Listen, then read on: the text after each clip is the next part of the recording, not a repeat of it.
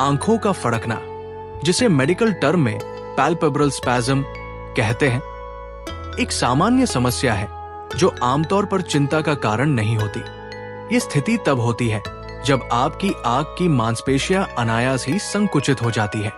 हालांकि ये स्थिति सामान्यतः गंभीर नहीं होती, लेकिन इसके कारण जानना और उचित उपाय करना महत्वपूर्ण है। आइए विस्तार से जानते हैं कि आपकी आंख क्यों फड़क रही है और इसके समाधान क्या हो सकते हैं। तनाव और चिंता आपकी आंखों की मांसपेशियों को प्रभावित कर सकते हैं। जब आप मानसिक तनाव में होते हैं तो आपके शरीर की मांसपेशियों, विशेषकर आंख की मांसपेशियों में असामान्य संकुचन हो सकता है।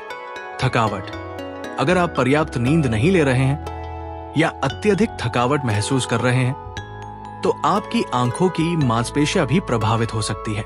लगातार स्क्रीन पर काम करने, देर तक जागने या अत्यधिक पढ़ाई करने से भी आंखों में थकावट हो सकती है। कैल्शियम और मैग्नीशियम की कमी, विटामिन और मिनरल्स की कमी भी आंखों के फड़कने का एक कारण हो सकता है। कैल्शियम और मैग्नीशियम की कमी से मांसपेशियों में संकुचन हो सकता है। कैफीन और शराब का सेवन, अत्यधिक कैफीन, कॉफी, चाय या शराब का सेवन भी आंखों की मांसपेशियों को प्रभावित कर सकता है और फड़कन का कारण बन सकता है। आंखों में सूखापन, जब आपकी आंखें सूखी होती हैं या उनमें जलन होती है तो ये आंखों की मांसपेशियों को उत्तेजित कर सकता है और फड़कन का कारण बन सकता है।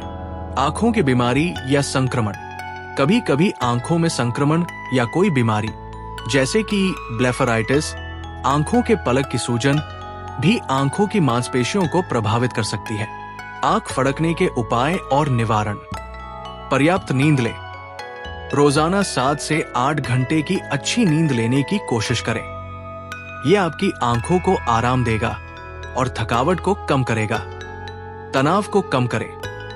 तनाव को नियंत्रित करने के लिए योग, ध्यान या किसी भी पसंदीदा शौक का सहारा लें।